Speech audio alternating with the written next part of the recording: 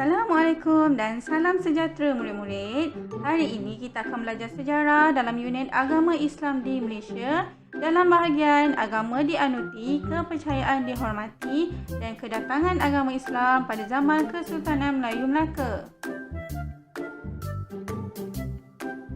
Standard pembelajaran 6.2.1 memerihalkan latar belakang agama dan kepercayaan masyarakat di Tanah Melayu. 6.2.2 menyatakan sejarah kedatangan agama Islam dalam Kesultanan Melayu Melaka.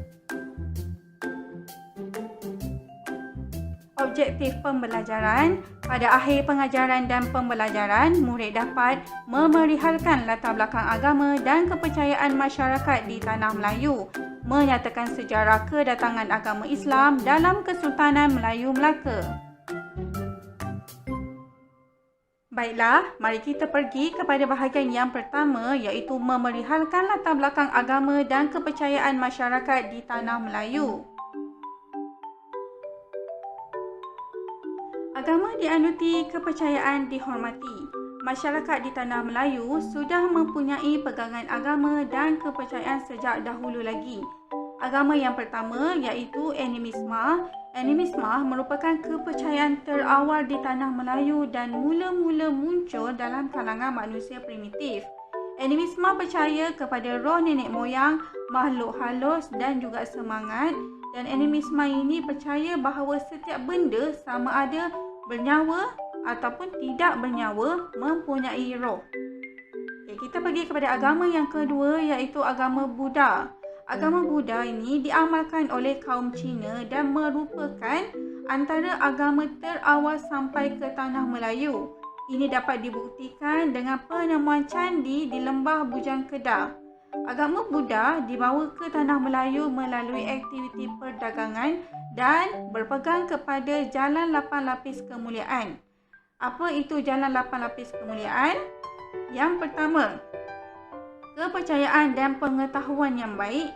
Yang kedua, keinginan yang baik. Yang ketiga, pengucapan yang baik. Yang keempat, kelakuan yang baik. Yang kelima, makna kehidupan yang baik. Yang keenam, usaha yang baik. Yang ketujuh, fikiran yang baik. Dan yang kelapan, tumpuan yang baik. Agama yang ketiga iaitu agama Hindu yang diamalkan oleh kaum India. Pada ketika itu, masyarakat India dibawa dari Tamil Nadu untuk bekerja sebagai buruh ladang. Oleh itu, agama ini dibawa melalui aktiviti perdagangan. Agama Hindu percaya kepada kelahiran semula dan juga percaya kepada konsep karma. Apa maksud karma?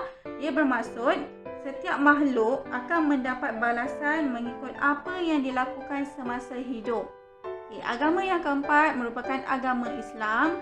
Agama Islam dibawa oleh pedagang, pendakwah dan juga ulama.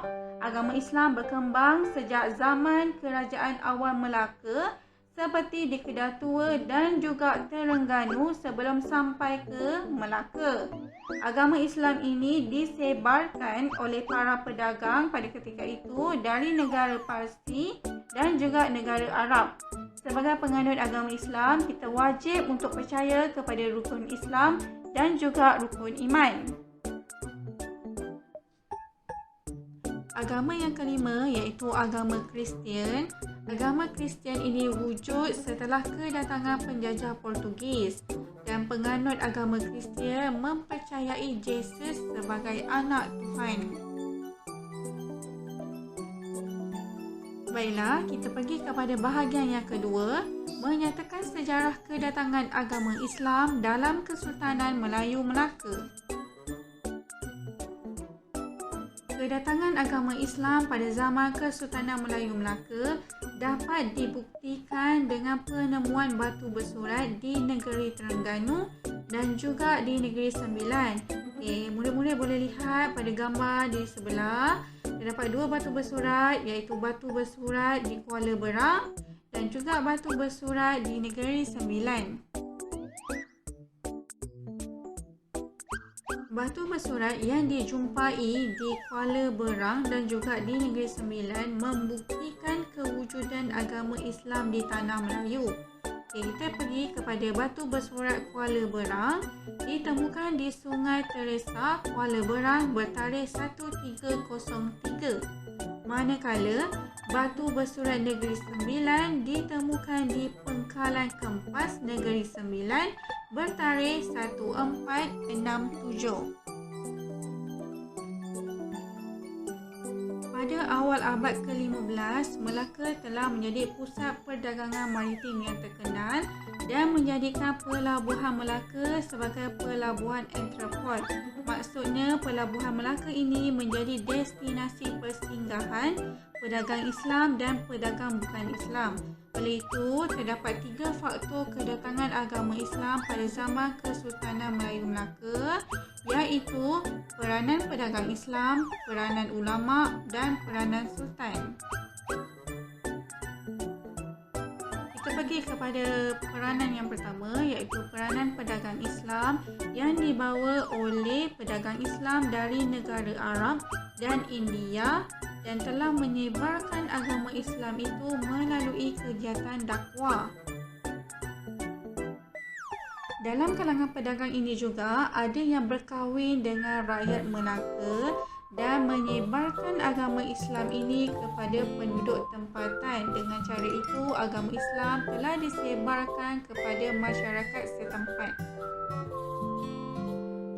Faktor yang kedua iaitu peranan ulama. Menurut hikayat Raja-Raja Pasai, agama Islam disebarkan di Melaka oleh ulama dari Mekah yang bernama Sheikh Abdul Aziz. Sheikh Abdul Aziz ini telah mengislamkan raja, pembesar dan juga rakyat Melaka. Faktor yang ketiga melalui peranan sultan, iaitu menerusi perkahwinan. Perkahwinan melalui Megat Iskandar Shah dan juga puteri raja dari negara Pasai. Melalui perkahwinan ini menyebabkan baginda telah memeluk agama Islam dan seterusnya menyebabkan rakyat Melaka juga memeluk agama Islam. Perundangan zaman Kesultanan Melayu Melaka terbahagi kepada 2, iaitu Hukum Kanun Melaka dan Undang-Undang Laut Melaka.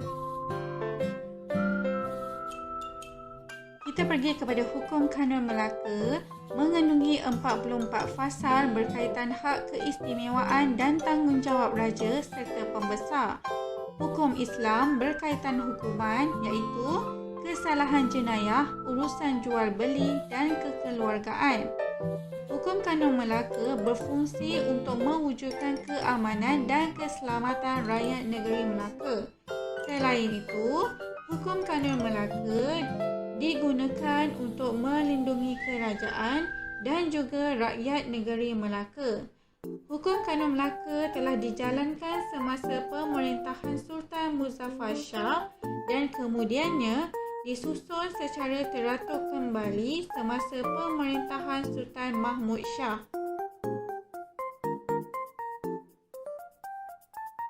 Perundangan yang kedua iaitu Undang-Undang Laut Melaka mengandungi 25 fasal iaitu peraturan di laut, tata cara berniaga dan jual beli. Hukum Islam yang terkandung dalam Undang-Undang Laut Melaka berkaitan dengan hukuman terhadap kesalahan jenayah. Selain itu, undang-undang ini melancarkan aktiviti perdagangan dan memberikan keyakinan kepada pedagang yang datang ke negeri Melaka. Perbezaan Hukum Kanun Melaka dan Undang-Undang Laut Melaka. Undang-Undang Laut Melaka ini berfungsi untuk melindungi keselamatan anak-anak kapal dan pedagang yang berdagang menggunakan kapal.